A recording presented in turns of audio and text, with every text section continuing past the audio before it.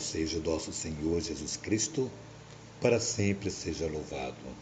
Amado irmão, querida irmã, você que me acompanha nessa jornada missionária, te convido a dar um joinha, acionar o sininho. E se você não for inscrito nesse canal, se inscreva, fazendo assim que o YouTube reconheça a belíssima e legítima missão. O evangelho que vamos proclamar encontra-se em São Mateus. Na segunda semana da Quaresma, o Senhor esteja convosco, Ele está no meio de nós. Proclamação do Evangelho de Jesus Cristo, segundo São Mateus. Glória a vós, Senhor.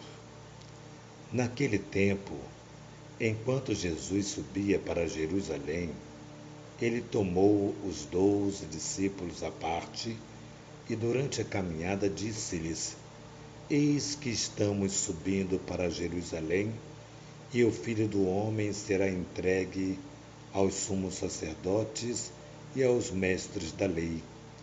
Eles o condenarão à morte e entregarão aos pagãos para zombarem dele, para flagelá-lo e crucificá-lo. Mas, ao terceiro dia, ressuscitará.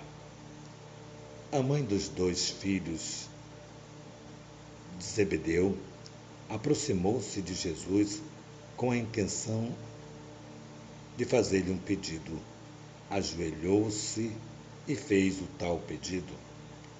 Jesus perguntou: Que queres? O que tu queres, mulher?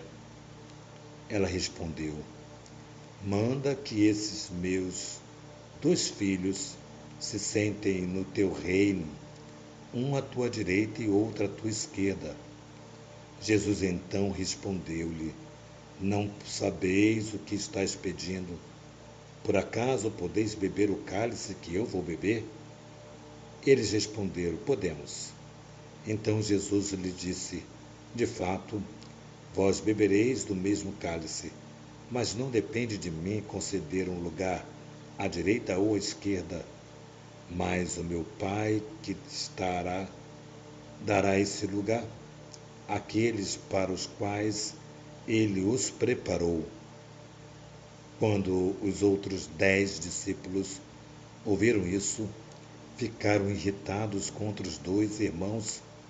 Jesus, porém, chamou-os e disse: Vós sabeis que os chefes das nações têm poder sobre elas e os grandes as oprimem. Entre vós não pode ser assim. Quem quiser tornar-se grande, torna-se vosso servidor. Quem quiser ser o primeiro, seja o vosso servo.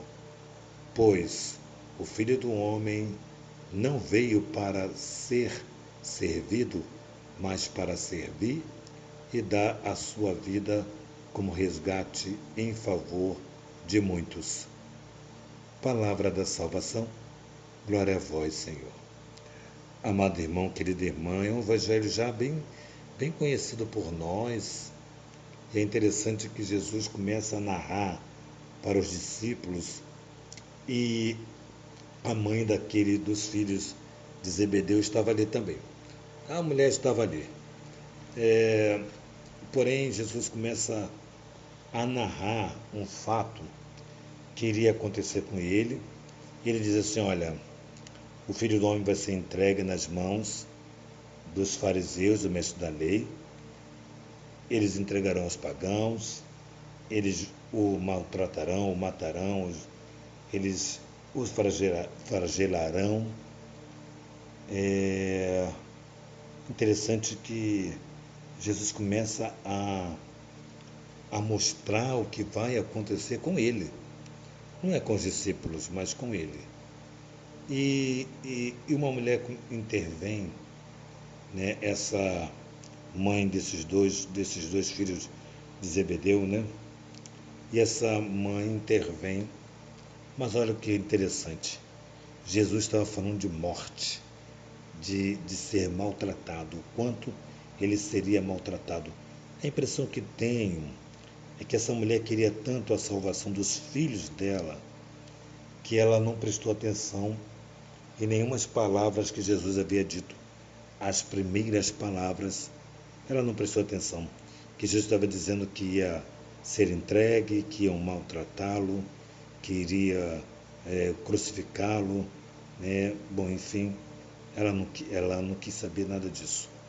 E ela faz um pedido a Jesus diante da aproximação dela, e Jesus estranhou porque só tinha aqueles homens. Então apareceu uma mulher estranhamente, e essa mulher faz esse pedido para Jesus: deixa um filho meu, um ficar à sua direita, outro ficar à sua esquerda. Não importa quem vai ficar na direita, quem vai ficar na esquerda, mas que um fica na tua direita e outro fica na tua esquerda. E Jesus diz assim: olha, vós não sabeis o que está pedindo. Por acaso podereis beber o cálice que eu vou beber? Aí nós paramos aqui e perguntamos: gente, qual é o cálice que Jesus bebeu? Qual é o cálice? O cálice do flagelo. O cálice está lá em cima, naquilo que ele anunciava. E interessante que Jesus, já sabendo o que iria lhe acontecer, em nenhum momento começa a fugir, né? Começa a colocar no coração de outros que isso não pode acontecer, ou isso não vai acontecer.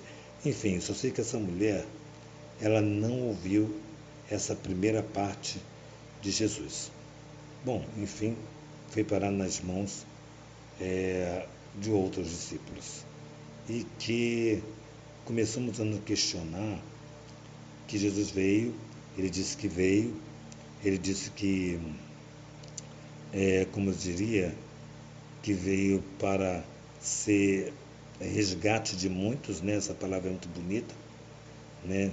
Ele vai ressuscitar no terceiro dia, mas ninguém prestou atenção no que Jesus iria fazer. Ninguém prestou atenção. Ficaram tão angustiados, tão preocupados, que não ouviram a palavra ressurreição.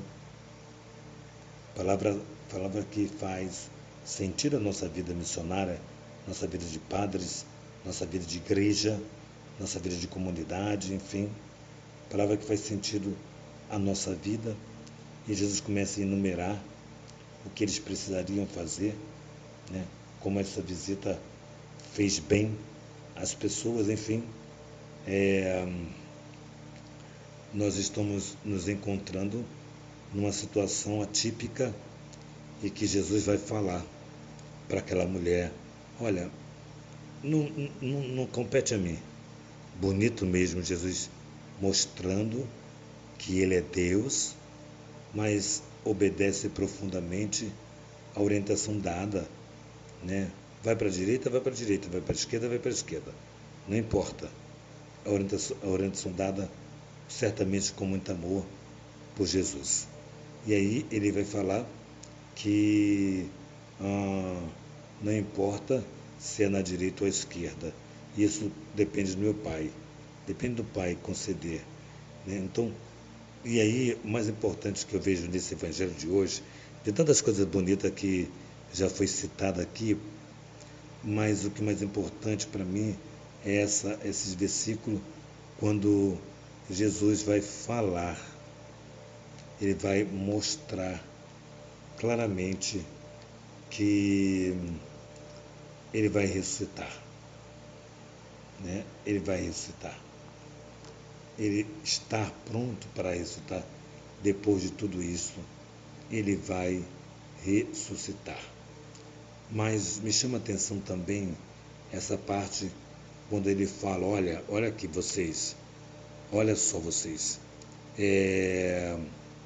vocês sabem que os grandes, os magistrados maltratam o povo, maltratam os filhos, mas entre vós não pode ser assim.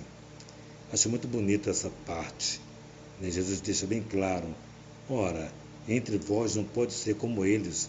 Não é possível nós usarmos de pedagogias mentirosas e ainda estarmos diante de Jesus.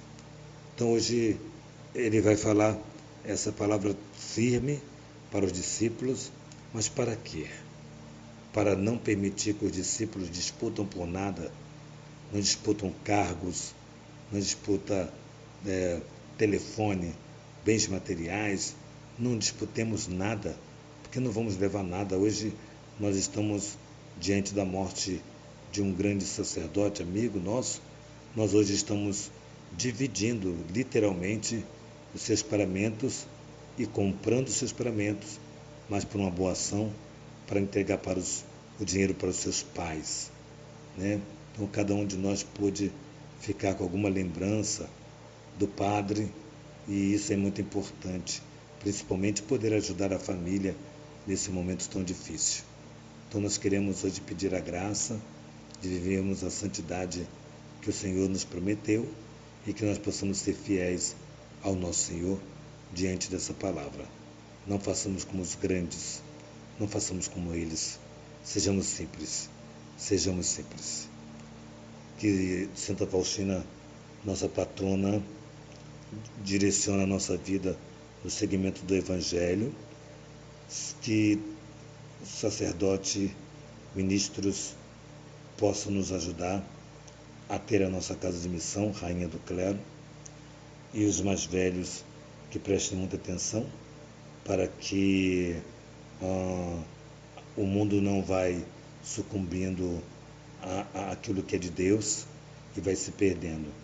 Que São José, esposo de Maria, nos ajude a vivenciar a nossa vida de fé e que Maria Santíssima, Rainha dos Apóstolos, nos dê coragem de viver a santidade que o Padre Roberto nos ensinou com a sua vida, a sua simplicidade. Em nome do Pai, do Filho e do Espírito Santo. Amém.